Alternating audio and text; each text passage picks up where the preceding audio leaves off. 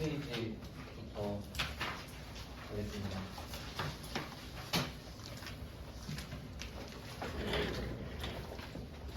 그리고 다음 주 일요일에 도로 통제한다고 해요. 뭐 주차가 여기 주차권 끊으면 의미가 없는 것 같아요. 그 매월 첫째 주 일요일마다 도로 통제한다고 사무실에 써 있더라고요. 차 갖고 있으신 분들은 좀 참고하셔서, 저는 그래서 동구청에 든답니다. 어차피 여기 주차 못할 일이 많아가지고. 13페이지 보겠습니다. 임차보증금이라고 되어 있어요. 일단 뭐 메인은 보증금이 될 텐데, 임차라고 되어 있죠. 그러니까 임차라고 하는 거는 어떤 거를 빌리는 거를 말을 하죠. 그래서 그걸 먼저 정리를 좀 해볼게요. 그러니까 빌린다라는 말은 누가 빌려줬다는 말이죠. 그러니까 누가 빌려주니까 빌릴 수 있는 겁니다. 그럼 그걸 좀 따져볼게요. 저는 대자랑 차자 이렇게 좀 비교를 해보겠습니다. 그러면 대는 빌려주는 거거든요. 그러면 대자가 들어가는 계정 과목을 제가 한번 다 써볼게요. 일단 처음에 대여금. 대여금은 돈을 빌려주는 거죠. 그러면 내가 돈을 상대방한테 빌려주면 현금은 줄어들지만 그 현금을 받을 권리가 다시 생기는 거죠. 그러니까 대여금 자체는 자산인 겁니다.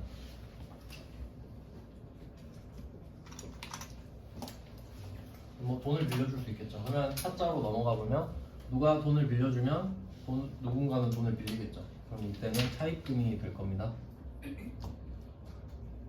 돈을 빌리는 사람은 차입금. 그럼 이거는 어제 배웠었는데, 차입금이 있다는 소리는 지금 현재 현금을 받아놓긴 했지만 이 현금이 곧 갚아야 될 의무가 되는 거니까 이 차입금은 부채인 거죠.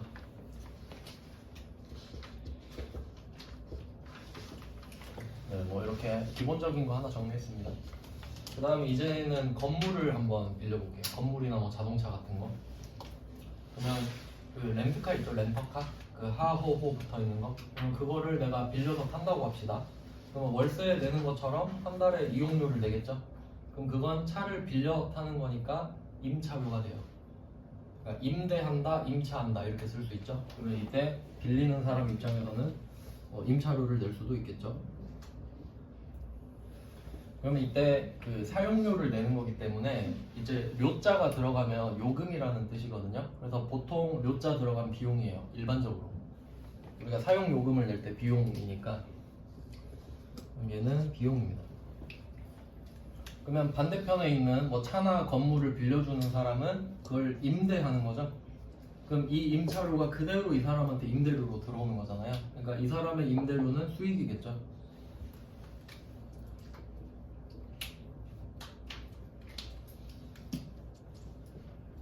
네, 여기까지는 안 어렵죠? 그러니까 이게 기본 지금 밑밥 깔고 있는 거예요. 빌드업 하는 중이에요. 네, 마지막에 빵 터지거든요. 자, 그러면 마지막에 뭐가 나오냐면 보증금. 네, 보증금을 해볼게요. 그러면 자, 기분 좋게 이쪽으로 갑시다. 자, 임대료라는 말을 딱 들으면요, 저는 공부를 이렇게 하거든요. 임대료를 딱 들으면 아, 내가 건물주인가? 이렇게 생각을 해요. 이입을 하는 거예요. 임대료라는 말을 함부로 쓸 수 있는 게 아니에요. 건물주만 쓸 수 있는 말이에요. 맞죠? 그렇게 감정이입을 하시라고.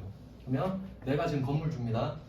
그럼 내가 건물주로서 임대료를 매달 받는 건 당연한 일이에요. 근데 계약 내용에 따라서 보증금을 주고받을 수도 있단 말이죠. 그럼 생각해봐요. 내가 건물주야. 그럼 보증금을 주나요? 받나요? 받죠? 그럼 이 돈을 내가 먹어요? 돌려줘야 되죠. 느낌이 어때요? 받았는데 돌려줘야 돼요. 부채죠? 근데 이 보증금의 이름은 뭐죠? 임대보증금. 이해되시죠? 그래서 여기 임대가 있으니까 임대 똑같이 해서 보증금만 딱 써볼게요. 네, 여기에 낚이는 거예요. 이쪽은 쉽죠? 위에 두 개는 임대가 빌려주는 거잖아요. 근데 건물을 빌려주니까 보증금은 빌리는 거죠. 건물을 빌려준 대가로 보증금을 빌리는 거죠. 무이자로. 그럼 이거 갚아야 되죠. 그러니까 임대가 오고 보증금이 오면 얘는 부채인 거예요.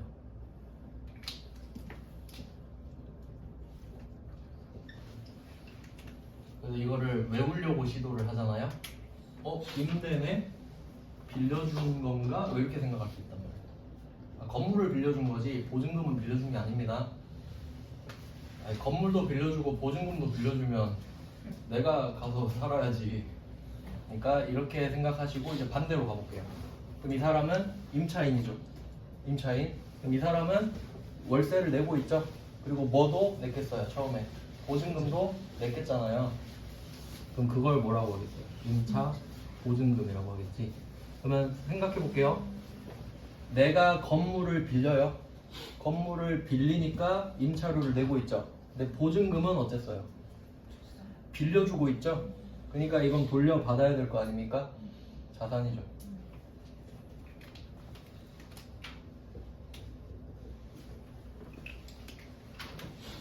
이거 분석하셔야 돼요. 외우는 거 아니에요. 이거 외우면 언젠간 틀립니다. 외우는 거 아니잖아요. 지금 내가 돈을 주냐 받냐 하고 있는데 그러니까 이거 왜 틀리냐면 여러분 돈이 아니라 그래요. 지금 내 돈이어봐. 줄 거를 막 받아야 되는데 주고 있고 그러겠어요? 절대 그럴 리 없지. 그래서 이거 3종 세트를 기억하시고 지금 나온 건 임차 보증금이네요. 자, 그리고 여기서 또 분석을 해야 될 게 있어요. 이거의 성격을 한번 따져볼게요. 임대료랑 임차료 나온 김에. 그러면 임차료 건물로 한번 가볼게요. 건물로. 그러면 여러분이 제조업을 운영하고 있어요. 지금 제조업을 운영하는 법인이에요. 그럼 이때 남는 건물 세 줄 수도 있죠. 그러면 우리의 본업은 제조업이란 말이에요. 그래서 회계에서는 본업을 영업이라고 합니다. 그러면 제조업을 해서 파는 거 매출은 영업수익이란 말이죠. 그러면 건물이 남아서 빌려주고 임대료 받는 건 영업 외 수익이에요. 이해되시죠?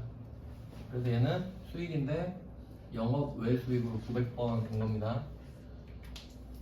그러니까 내 본업이 아니잖아요. 본업이 아니고 부업으로 번 거란 소리예요. 이해되시죠?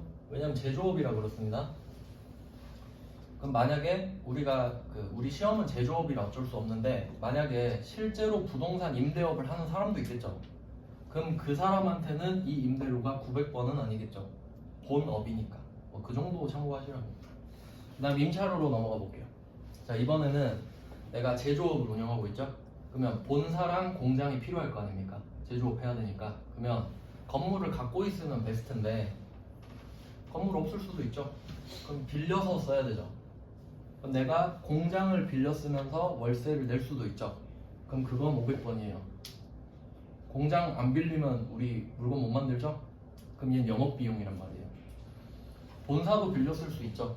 그럼 본사 빌렸을 때 월세 내면 그럼 800번이겠지. 이해되시죠? 아예 국면이 달라지는 거예요. 이해되시죠? 무슨 말 하는지 그냥 그렇겠구나 생각하시면 됩니다. 그러니까 이제 뭘 하는 거냐면 만약에 이제 임대료가 나오진 않아요. 그러니까 왜냐면 경우 정황상 임대료를 낼 수가 없잖아요. 잘. 혹시 나오면 900번밖에 없으니까 여러분이 임대료 검색하면 한 개밖에 안 나오겠지. 그냥 엔터 치면 되죠. 임차료는 어떻게 써요? 두 개겠구나 이걸 생각하시라고. 그렇겠구나 납득하시죠? 그냥 뭐 그런 거예요. 그냥 말 그대로 있는 일을 말씀드리는 겁니다. 왜냐면 이게 시험 범위만 하면 너무 좁아가지고 쓸모가 없겠더라고요. 그럼 이제 1번부터 한번 보죠. 13페이지에. 그러면 문제를 보면서 우리 상황을 한번 생각을 해볼게요. 자, 1번 문제를 읽어봅니다. 영업부 사무실로 사용하려고 이 말이 나오는 순간 임차한 거죠. 그럼 나는 임차인이다 이렇게 생각을 할게요. 이해되시죠? 내가 빌려주는 게 아니라 영업부 사무실로 쓸 거잖아요. 지금 임차를 하고 있구나. 그럼 보증금 600만 원 중에서 계약금 60만 원을 계좌이체해서 지급했다. 그럼 한번 생각해 보세요. 내가 건물을 지금 빌릴 거죠. 그럼 보증금 이야기가 나오는 순간 내가 주겠구나. 이거 방향 딱 잡아야 돼요. 그러니까 줬죠. 지급 표시하시면 되겠네요. 그러니까 영업부 사무실로 사용하기 위하여 표시해놓고 지급했다. 이게 세트로 연결돼야 한다는 거죠. 내가 건물 주면 받았을 거 아니에요. 자, 그 다음에 잔금은 다음 달에 지급하기로 했다라고 되어 있습니다. 안 준 거는 할 필요 없고요. 자, 그러면 답을 한번 보시면 차변에 선급금이라고 써있죠? 해석을 해보시면 먼저 지급한 돈이다. 먼저 지급한 돈이다. 이거 그 찾는 거 설명해 드렸었죠? 우리가 돈을 주거나 받거나 두 개밖에 없잖아요. 그러면 급금이 나왔다는 소리는 돈을 줬다는 소리죠. 돈을 왜 줬을까라고 생각을 해보면 뭔가를 사기 위해서였잖아요. 근데 이거는 좀 특이하긴 한데 지금 보증금을 내려고 하는 거죠. 그래서 일단 뭐 성격을 좀 적어보시면 선급금에다가 자산 플러스라고 적어보겠습니다. 그래서 앞에서 배웠던 것들 있죠? 뭐 선급 나오면 이 선급 라인들 있었죠. 뭐 선급 비용, 선급 금, 선납 세금. 그래서 이걸 보면서 아, 돈을 내야 되는데 먼저 내면 자산이구나, 이거 알 수 있었죠? 항상 뭐 먼저 주면 자산이죠. 헷갈리시면 항상 예시를 넣으세요. 그 제가 뭐 말씀드린 적 있는데 여러분이 뭐 직장 동료 생일을 먼저 챙겨줬다. 선급금이죠? 그럼 내 생일 때 받을 게 있겠지. 그러니까 자산인 거죠. 먼저 줬으니까 너도 나한테 줘야 돼, 이런 거죠. 그러면 뭐 선급금을 일단 줬습니다. 그 다음에 보통예금으로 줬다 하니까 이 보통예금은 자산의 감소, 자산 마이너스가 되겠죠. 그리고 또 중요한 거는 우리가 지금 계약금을 걸어놓은 거잖아요. 그럼 계약금은 또 생각해 볼 게 이런 겁니다. 계약금은 우리가 주로 원재료를 사거든요. 제조업이니까. 그럼 원재료 살 때도 계약금 걸 수 있고, 지금처럼 보증금 걸기 전에도 계약금을 걸어놓을 수 있겠네요. 그러니까 계약금을 걸었다라고 하면 뭐냐에 따라 상관없이 그냥 선급금이 되는 거죠. 그냥 뭐 돈을 먼저 줬다 이렇게 되니까. 그리고 우리가 계약을 이 사람이랑 하는 것만은 아니죠. 다른 사람한테도 계약금 걸고 막 그럴 수 있잖아요. 그러니까 누구한테 걸어놨는지 써놔야겠죠. 그래서 선급금에는 세무빌딩을 반드시 써놔야 되는 거죠. 이거 거래처 안 쓰면 당연히 틀립니다. 관리 차원에서 쓰는 거죠. 왜냐면 계약을 막 10군데 했다고 해보세요. 그럼 관리 안 돼버리죠. 그래서 각각 써놓는 겁니다. 그래서 뭐 이 문제는 지금 보증금이라고는 했지만 문제를 살짝 바꿔서 이런 것도 가능하다는 거죠. 그냥 내가 원재료 600만 원을 사기로 했는데 그 중에 10% 계약금 걸었다, 이래도 답은 똑같습니다. 물론 거래처는 바뀌겠죠. 그러니까 원재료를 사든 보증금을 걸든 계약금은 그냥 선급금이다. 반대로 생각해보면 나중에 여러분이 물건을 팔 때 상대방이 나한테 계약금을 걸 수도 있잖아요. 그럼 그때는 돈을 받겠죠. 그러니까 이건 생각만 해보세요. 그럼 보통 예금이 차변으로 올 거 아닙니까? 돈을 받으니까. 그럼 그때는 오른쪽이 예수금, 아니 천수금 해서 그 거래처를 쓰겠죠. 그냥 반대니까 그냥 생각만 해보시고. 그 다음에 2번으로 한번 가보겠습니다. 일부러 좀 이어지게 넣어놨거든요. 그래서 보시면 1번에 차변에 선급금 들어있죠. 그 다음에 2번 문제 답을 보시면 선급금이 대변에 있는 거 보이시나요? 그러면 1번의 차변의 선급금을 2번의 대변의 선급금으로 화살표를 해주시면 되겠습니다. 먼저 냈다는 소리는 언젠가 그날이 온다는 소리죠. 그 거래가 이루어지는 시기로 된 겁니다. 그럼 2번 문제를 한번 보시면 자, 5월 6일에 영업부 사무실로 사용하기 위해 똑같죠? 문구가. 일단 뭐 4월 2일이니까 여기서 중요한 거는 오늘이 5월 6일인데 저번에 4월 2일 이거 자체가 중요한 게 아니라 그냥 그 전이었다 정도만 확인하시면 됩니다. 4월 2일에 아래와 같이 명단과 체결한 부동산 임대차 계약했습니다. 자, 보증금 2천만 원 중에 1,800만 원을 보통예금에서 했다. 이건 한번 좀 같이 적어보죠. 1번은 조금 쉬웠는데 금액이 똑같고 차변 대변이 하나밖에 없죠. 얘는 이제 상황을 생각해 보면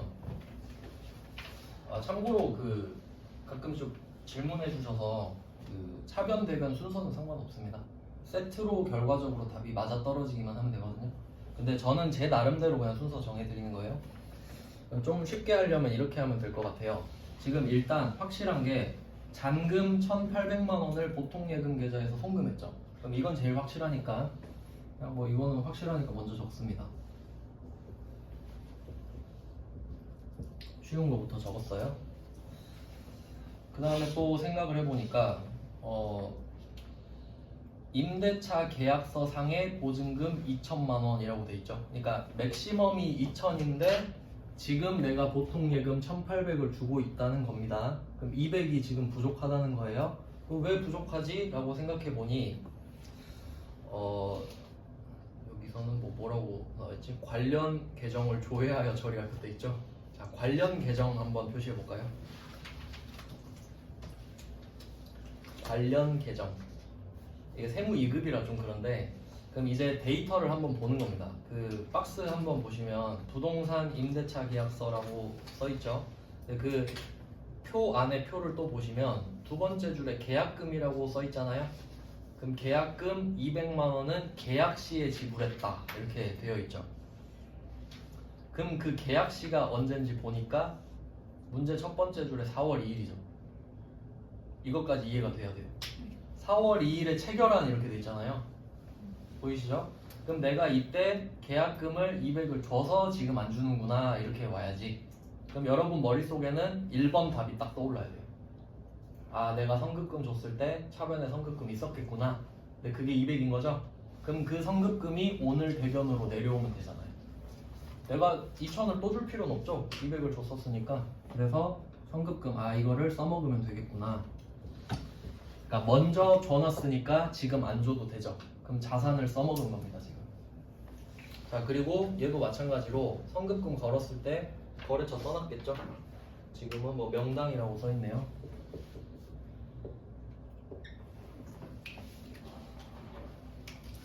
보통 예금은 자산의 감소. 이거는 지금 당장 자산이 감소되는 거고, 이 선급금 같은 경우는 내가 약간 마일리지처럼 쌓아놓은 거죠. 쌓아놨던 걸 지금 꺼내서 쓰는 겁니다. 그래서 이제 마일리지 다 써버렸잖아요.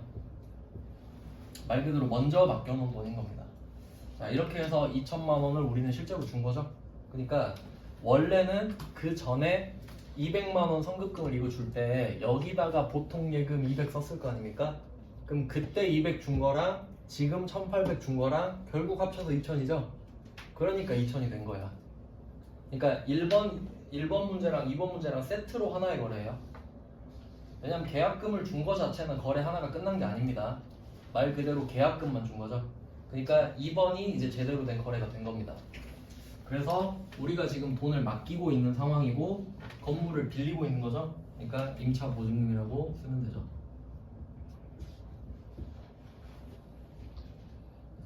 자, 그리고 여기서 또 중요한 거는 선급금의 명당이라고 써 있잖아요. 그럼 이제 임차 보증금은 우리가 보증금을 맡기는 거니까 돌려받아야 되죠. 그럼 누구한테 받을지 또 이름 써놔야 되잖아요. 그러니까 반드시 선급금이랑 이 임차 보증금은 거래처가 같을 수밖에 없겠죠. 꼭 써주셔야 됩니다.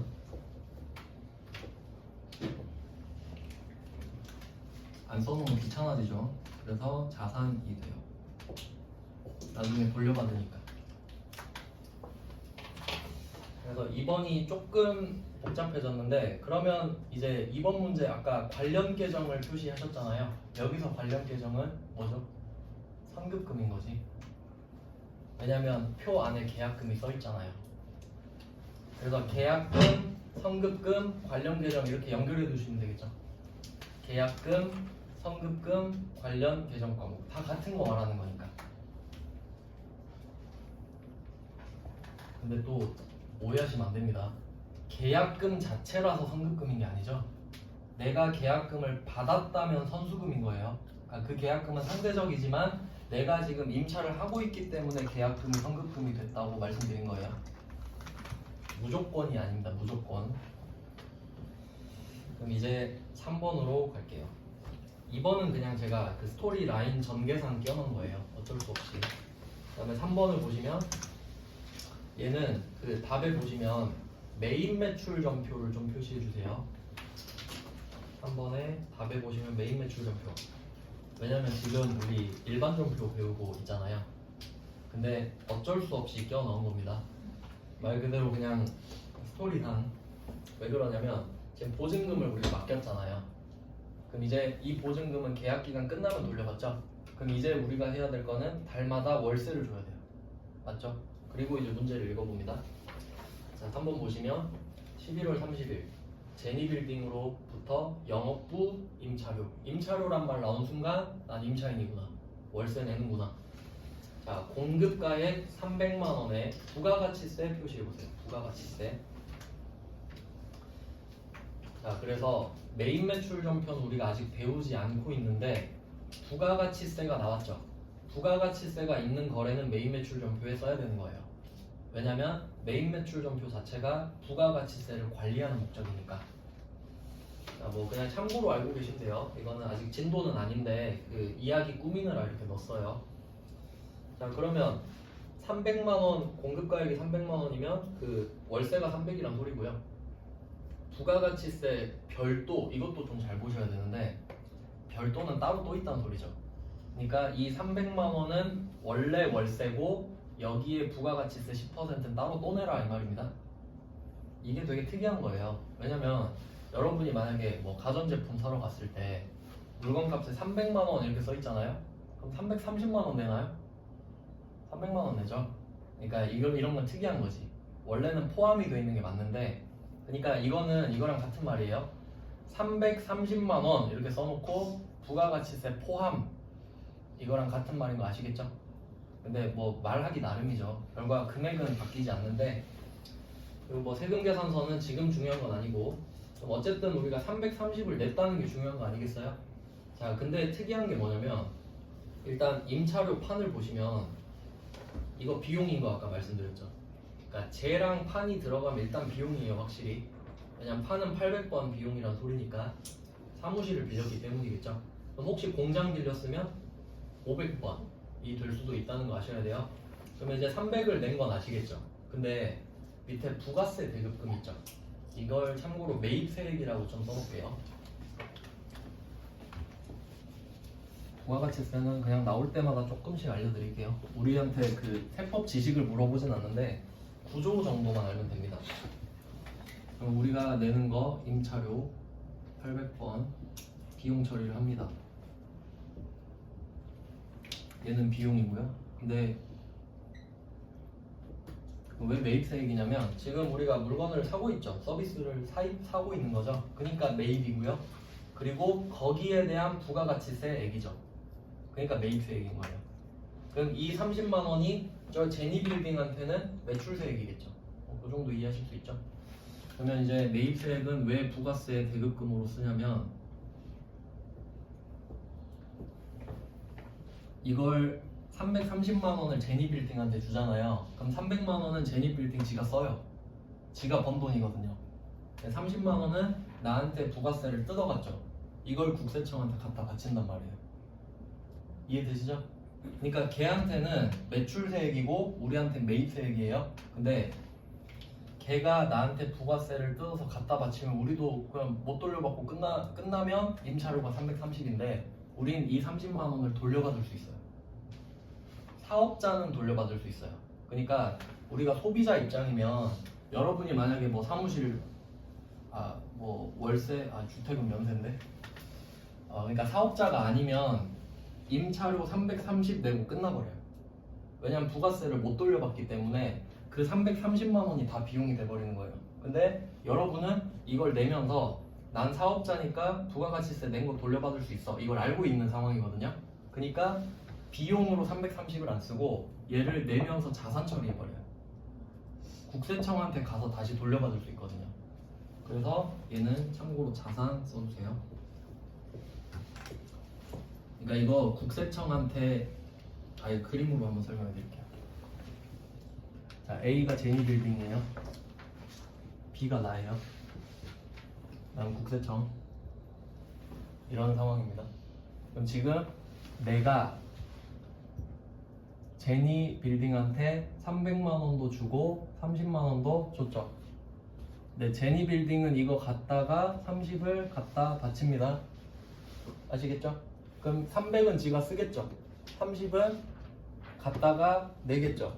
그러니까 제니빌딩 입장에선 이거 부채로 잡았을 거예요. 국세청한테 내줘야 되는 거기 때문에. 아시겠죠? 근데 왜 우린 자산이냐? 이거 나중에 뭐 그냥 원래는 그 요건이 필요해요. 그냥 돌려받는 건 아닙니다. 이것저것 갖추면 이거 냈던 거 국세청한테 다시 돌려받을 수 있거든요. 그러니까 그게 됐다고 하면 다시 30을 받는단 말이에요.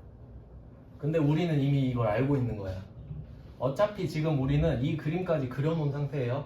그럼 이게 그 머릿속으로 그려지죠? 그러면 내가 이 30을 얘한테 내면서도 어차피 지금은 얘한테 맡겨놓지만 나 얘한테 받으면 돼 라고 생각하니까 자산 처리를 해버리는 거예요. 아시겠어요? 그냥 뭐 그렇구나 지금은 그냥 부가세를 안 배웠으니까. 그래서 부가가치세는 이거 보면 알 수 있는 게 보세요. A가 330 받아서 30을 걷어서 냈죠. 자, A는 손해본 거 없습니다. 맞죠? 왜냐면 자기는 300만 원만 받으면 되잖아요. 330 받아서 30 냈으니까 300 손해 얻었죠. 그럼 얘는 손해본 거 없습니다. 그리고 얘는 어때요? 300만 원만 내면 되는 거죠. 근데 330을 냈지만 결국 30 돌려받죠. 둘 다 손해보지 않았네요. 이유는 둘 다 사업자라서. 그래서 사업자는 부가가치세로 손해를 안 보는 게 정상입니다. 근데 우린 어때요? 우리가 300만 원짜리 물건 사면 부가세 내는 건 당연한 거죠? 근데 돌려받아요? 못 돌려받죠? 그럼 우리는 어떻게 하겠어요? 임차료 330 하고 끝내겠지. 30은 돌려받을 수 있는 돈이 아니니까. 이해되세요? 실제로 그렇게 생각하고 계시잖아요. 돈 써도 그냥 비용 이렇게 되죠. 근데 돌려받을 수 있는 부가가치세는 비용이 아니잖아요. 그렇게 처리해 놓는 겁니다. 그러니까 이게 부가가치세 관리예요. 관리. 그럼 이거 기억해 놨다가 나중에 정리할 때 나 30 돌려받는구나 라고 할 수 있겠죠. 근데 지금은 제가 이거 부가세 때문에 한 게 아니고 임차료 때문에 한 거죠. 그래서 아까 그려드렸잖아요. 여기 처음에. 그래서 2번 문제랑 3번 문제랑 세트로 보세요. 같은 거래라고 치면 2번에 임차보증금 있죠. 3번에 임차료 있죠. 내가 임차인이니까 임차보증금도 냈고 임차료도 내는 거죠. 그래서 3번을 넣은 거예요. 부가세 설명하려고 넣은 게 아니라. 근데 또 생각해보면 임차보증금에는 지금 부가세가 안 붙죠. 왜냐면 이 돈은 들어갔다 다시 나오잖아요. 원금 갔다 원금 오는 거죠. 그러니까 이거는 부가세가 붙을 수가 없는 거고. 근데 임차료는 어때요? 말 그대로 부가가치가 창출됐죠. 그것만 부가가치세를 받거든요. 그래서 뭐 이렇게 된 겁니다. 그 다음 이제 마지막 4번 이제 종결인데 이게 제일 어려워요. 자, 4번 문제 보시면 자, 창고 임차보증금 딱 여기까지만 보셔도 여러분 아셔야 돼요. 임대인인지 임차인인지. 맞죠? 임차보증금을 이라는 말을 쓴다는 것 자체가 우리가 임차인이죠. 네, 여기까지 됐고. 자, 거래처는 대운입니다. 자, 여기서 미지급금으로 계상되어 있는 임차료 이렇게 표시해 볼까요? 미지급금으로 계상되어 있는 임차료. 그게 3번입니다. 어때요? 짜임새가 완벽하지 않나요? 찾느라 힘들었어요. 그러면 보시면 3번 문제에서 회계는 참고로 이제 발생주의입니다. 처음에 말씀드렸죠? 그럼 이건 무슨 말이냐면 3번 문제에서 11월 30일이잖아요. 그러면 이건 이렇게 유추할 수 있어요. 우리는 매달 말일에 월세를 주기로 한 거야. 알겠죠? 그러니까 매월 말일에 우리는 월세를 주기로 했어요. 근데 보시면 3번 문제 대변 보시면 미지급금 써있죠. 그럼 이건 돈을 안 줬다는 소리 아닌가요? 근데 이게 왜 이렇게 되냐면 발생주기라 그래요. 11월 30일에 나는 월세를 주기로 돼 있는 거예요. 그럼 그날이 오면 임차료가 찍힙니다. 왜냐면 발생했기 때문에 임차료를 내야 되는 의무사실이. 이해되시나요?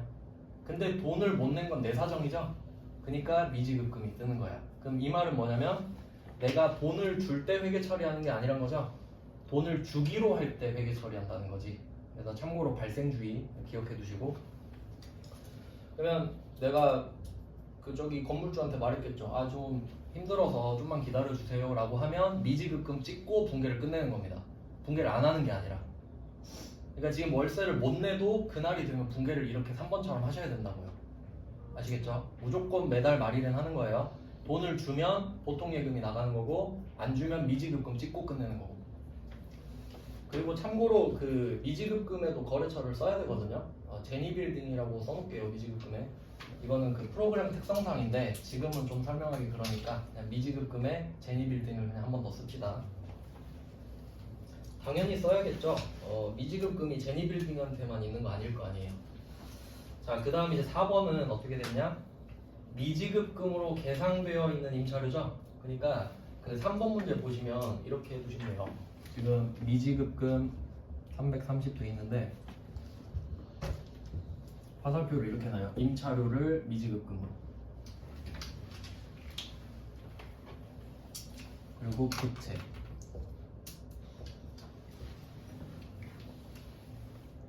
말 그대로 미지급 돈을 안 줬으니까 줘야 되는데 안 줬으니까 부채인 겁니다. 언젠간 줘야겠죠. 그럼 이렇게 끝내놓은 상태입니다. 그러면 여러분 이 돈 언젠가 갚아야 되죠. 근데 지금 죽어도 못 갚겠는 거예요. 돈을 못 갚겠어. 근데 계약 기간이 지금 끝나버렸어. 그럼 근데 보증금은 원래 왜 주고받는 거죠? 월세 빌릴까봐 그런 거 아닌가요? 그러면 무슨 말 하겠어요? 그럼 퉁칩시다. 보증금에서 깝시다. 이 말 하겠죠? 그거예요. 4번 보증금에서 까는 거. 그럼 지금 3번 같은 경우는 330만 원이지만 지금 4번은 그게 그냥 100만 원인 거죠. 그래서 미지급금 요거 화살표를 3번의 미지급금을 4번 미지급금 이렇게 화살표 하시면 되죠.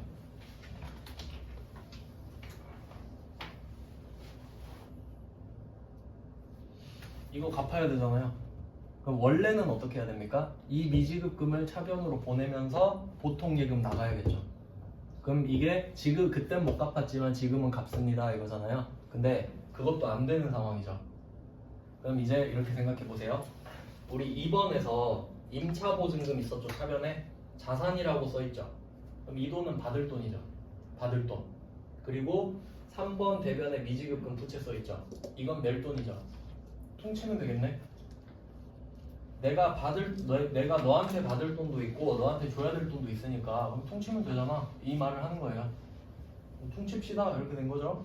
그래서 어쨌든 미지급금은 차변으로 보낸 거죠. 그래서 미지급금 차변에 있는 거는 부채 마이너스라고 쓰셔야겠죠.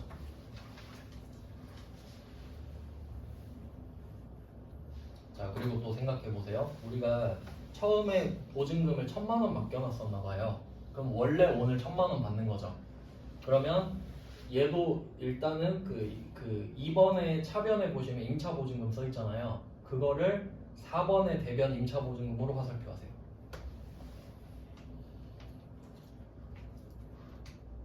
그러니까 지금 1, 2, 3, 4가 같은 거래라고 보셔도 되는 거야. 상대방이 똑같다고 보셔도 스토리 라인이 이어지거든요. 그러면 우리는 3번의 미지급금도 갚아야 되고 2번의 임차보증금도 받아야 되죠. 그럼 그 금액을 서로 크로스 시키는 겁니다. 그럼 나는 미지급금 100만 원 없애고 임차보증금 1000만 원도 없애죠? 임차보증금 대변에 자산 마이너스라고 쓰시면 되겠죠.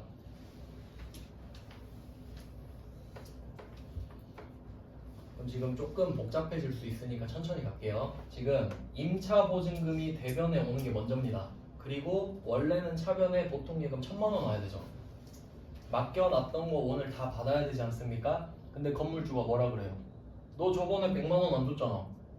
아, 알았어요. 그 퉁칩시다 이렇게 된 거죠. 그럼 미지급금 차변으로 빼면서 부채 마이너스 시키셨죠. 아, 그 돈 안 받으면 되잖아요. 이런 게 되는 거죠. 그러니까 900만 받는 거지.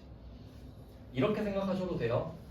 보통 예금 1000만 원을 받자마자 바로 대변으로 100만 원 뺐다고 생각하셔도 돼요. 근데 어차피 그게 그거죠. 근데 뭐 그렇게 하냐 이거지. 아니, 이렇게 되잖아요. 제 말을 한번 천천히 들어보세요.